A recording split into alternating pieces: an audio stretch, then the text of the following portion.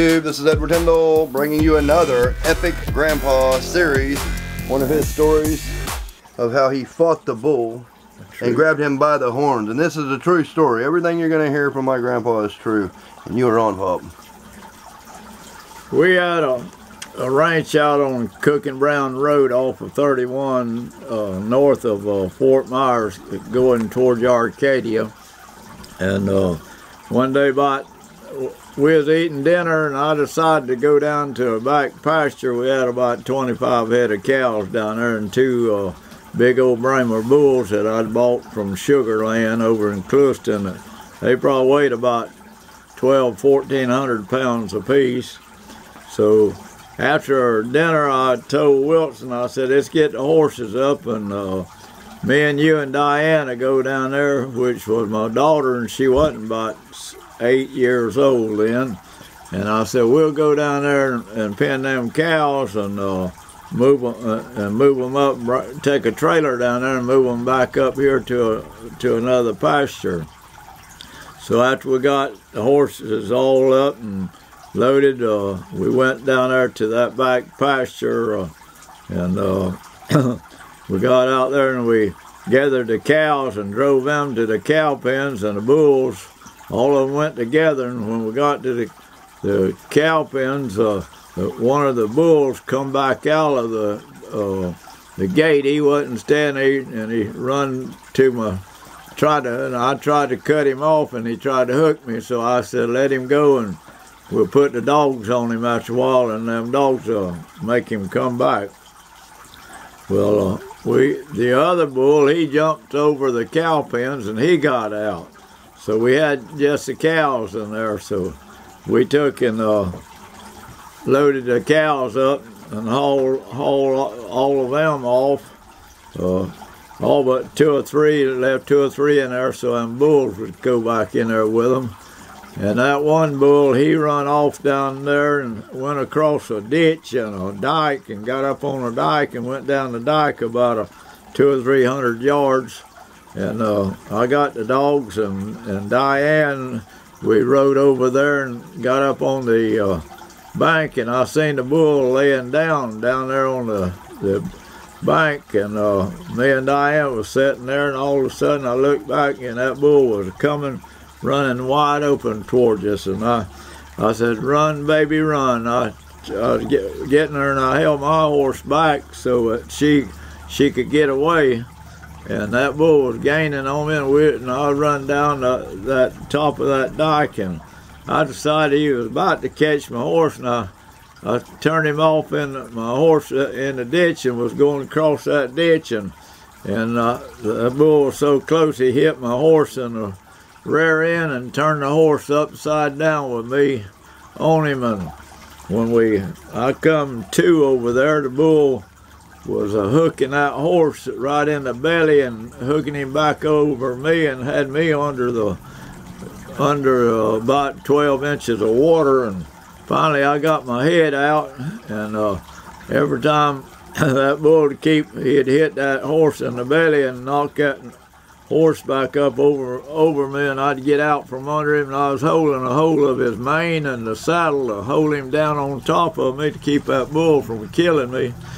And finally I had to turn him loose, and the horse got up, and I eased back in that canal ditch, which was about 1.5 to 2 foot deep, and there were little water grass there, and I stuck my head up in it, and I looked out there, and that bull was about 30 yards from me, standing there looking at the horse. And Diane, she was just a baby, 8 or 9 years old, and she'd hollering, "Daddy, are you hurt? Daddy, are you hurt?" And I was so scared that she would try to ride out there and check on me. I got up and crawled across up the bank and started through the barbed wire fence there, and I jumped the barbed wire fence, and I hung my a spur in the top barbed wire, and I fell upside down the other side of the fence, and here that bull coming. He got right there within 3 foot of me, and we had a dog that come up there that the Flint boys had lost, and we had him down there with us, and that dog caught that bull in the ear and turned him off of me, and he threw that dog up in the air, and when he come down, that dog hit that barbed wire fence, and you could hear the barbed wire fence stretching.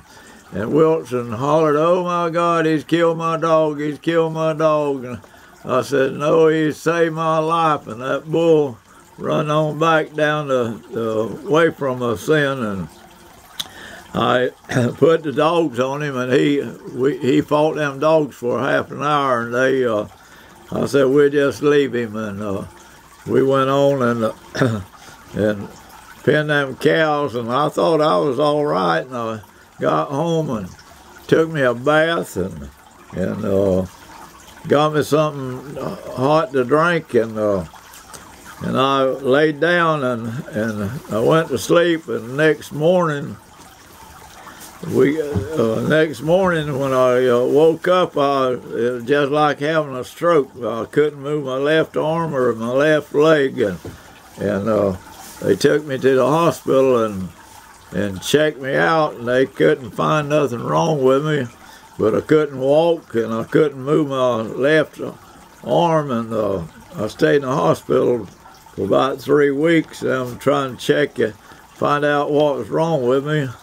And finally, they sent me to Bob Hope Perkins, a neurologist institution in the University of Miami, to get checked out by a top neurologist. And I go down, they take me down there, and they go to that doctor's office, and he had a deluxe office in that school there.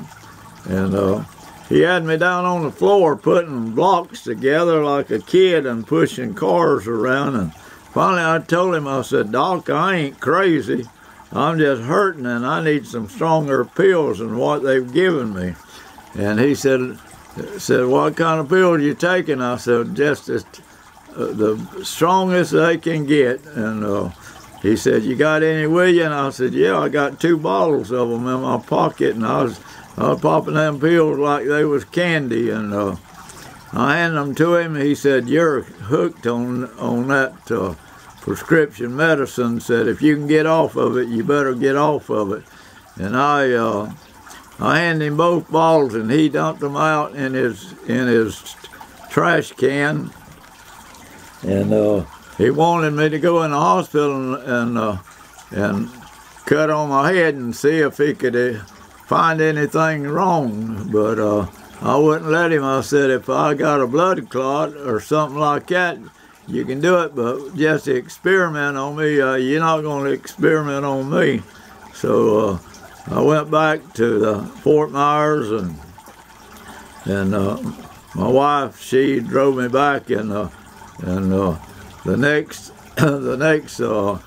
week I got Wilson. We had a little farm up there in Lake City, and a horse farm, and we'd go up there every weekend and work. And Wilson Bitters, he drove me up there, and then we took 2 or 3 men from the shop that go up there and help us build fence and stuff. And when we got up there, we rented 2 rooms. We had, I think there was about 5 of us, and me and 1 man stayed in one room, and 3 stayed in the other room. And that night they wanted to watch a movie, so they all was over there in that room, and I was in the room by myself. And about 4 o'clock in the morning, I was hurting so bad in my head because I didn't have no pain medicine. And Oral Roberts' son, Richard, I had the TV on, and he started preaching, and I was listening to that. And when he got through, he said, "I want to pray for the ones that need prayer and the ones that's hurting and all." And he said, "Wherever you hurting, put your hand on it, and I'm going to pray for you." And I put my hand on my head, and he started praying, and when he got through, the pain left my head, and from that to this day, it's been over 20 years ago. I never took a aspirin for a headache and never had another headache, but I suffered for a long time while I was taking that dope. And I tell you, the power of the Lord in that prayer healed my head. But every now and then the devil, I say the devil wants to try me.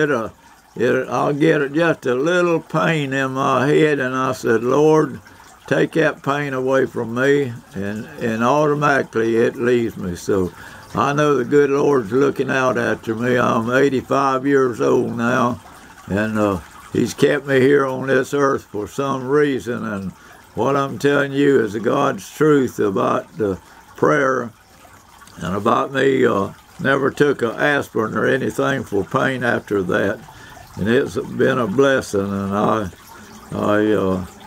hope somebody will get a good word out of this here, knowing that prayer is the answer to everything. And the good Lord said, pray for what you need, and don't cease praying, and believe in it, and have faith that He'll answer your prayers, and He'll answer them every time. You might not do it right then, but it will happen. But He on my head immediately, time that preacher got through preaching, praying, my head hadn't hurt me another time since then, and I praise God for it. And I thank you for listening to this story. And is that everything? Yeah. Here are some of the photographs going to that story. Friends of Rupert Brown, my grandpa. Friends and family. Farm hands. Here's Wilson Vitter that he was talking about. He's dead now. And the guy in the cowboy hat, he is also dead. What's his name? Is that Bill Pierce? Bill Cook. Or Bill Cook. There's Wilson and his farmhands building fence. The blonde guy there is my father, used to work for Rupert as well. Good picture of Wilson Vitter. He was a pretty good man, wasn't he, Papa? Yeah, he was a real good man. Back at the office, my grandma, also deceased. Rupert's horse farm with his horses. Bill Cook riding a Yamaha. Just a few pictures of the fence and stuff. It's nice to have pictures to go with stories. And here's me. Back then. I guess one of the reasons I've turned out so badass is because I have a badass grandpa that raises me. You better watch your mouth, boy. Yeah, typical grandpa, watch your mouth. More family and baby horses. Well, I hope y'all enjoyed this. Another epic grandpa moment. Peace, love, happiness. Like, subscribe, and tell your friends. Alright, a few important parts of this story has been left out that my grandpa has just remembered, and he's going to finish sharing that story with you about his broken neck. When I was in the hospital there, about 3 o'clock one morning, a young neurologist come in there, and he got me up and checked me over and had me to do different things. And he had two pieces of 2x4 about 6 inches long, and he put them under my heel and told me to raise up and down, and he checked me that way, and he said one of my heel strings, from not using it, dragging my leg, it shrunk about 1/4 of an inch, and he showed me what to do to stretch it, and it took me a while to working on it to get it stretched out so I could walk halfway right there. And they found out that the spinal cord, a nerve in my spinal cord, when the horse, the bull turned the horse over, that my neck went so much, it come so close to breaking my neck that my spinal cord, it broke one of the nerves in there and separated it.